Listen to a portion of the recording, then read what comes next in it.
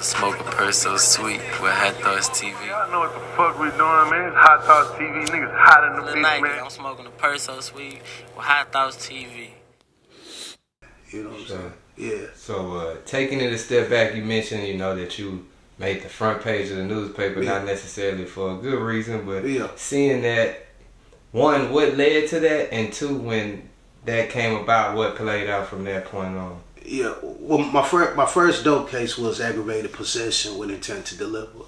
So it was, we was dropping off some work, and it was undercover law. It led to a high-speed chase on the freeway right off of 59, right up the street. You know what I'm saying? Actually, right there by the old Chuck E. Cheese. You know what I'm saying? Yeah. So, it led to a high-speed chase, and all the wild shit that you expect from a real, like, some real GTA shit, throwing dope out the windows, you know what I'm saying? So it was a wild. That was my first dope case. So I think that was really my first test of one.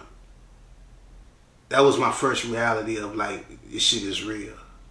You know what I'm saying? Because even then, that I will, People will talk all that shit about what you'll do, you'll keep it solid and whoop-de-whoop. But you gotta remember, it's not like I was selling rocks at the time. I started off on the corner seller. I'm moving weight.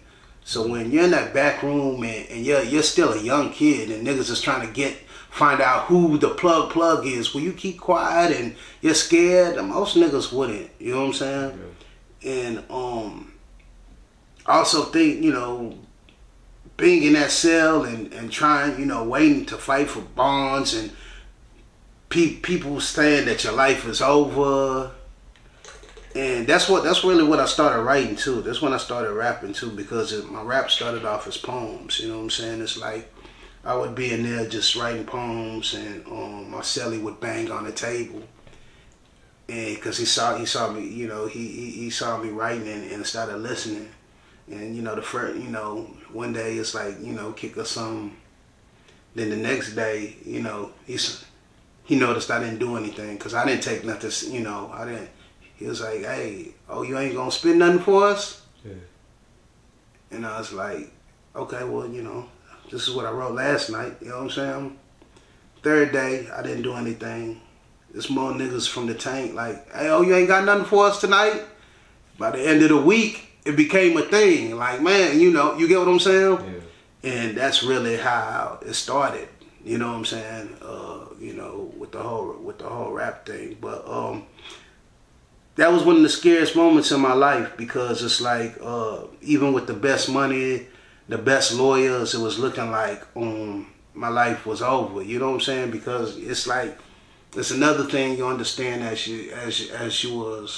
you get older. It's like, now I see so many, you see how the system plays different for white kids and black kids and things you don't understand when you're a kid. It was my first offense.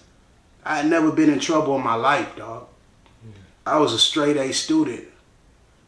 Why was there no mercy for me, man? You know what I'm saying? You just trying to give me felonies. You see, nigga, you see some of these white ones, they rapists. It's like, even if you gave me probation, it's like the type of probation they got, it was like, okay, you do this amount, we'll wipe your record clear. You defer to adjudication. Yeah. They didn't try to give me none of that. You know what I'm saying? They was just ready to throw away my life. You know what I'm saying? And the only thing that saved me is because I had good lawyers to even get what I got. You know what I'm saying? And the only thing I did that was like, hey man, this guy comes from a good family. He's a very smart kid. He's gonna go off to college, and because I didn't even plan on going, but my lawyer was like, look man, this judge is ready to throw you in TDC. The only way I'm even able to try to get you probation, and it's not even gonna be deferred. You're gonna be a felon for the rest of your life. You know what I'm saying?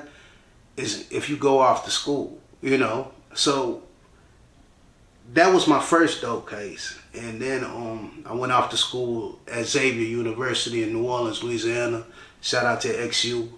And I always tell people that I think that really saved my life, because I went from an environment where niggas is trapping and selling dope every day, you know, shootouts and all. No one's really doing anything to really think of their future. Then to go there, and all of a sudden you're around all these faces, all these other black faces, all these other black kids that are going to school to be doctors and pharmacists and doing things with their life, you know what I'm saying? And at first it was weird, you know, because people could tell I was different, you know what I'm saying? But I think being in that environment, it was crazy because some of those guys from the dorm I'm still very close with to this day.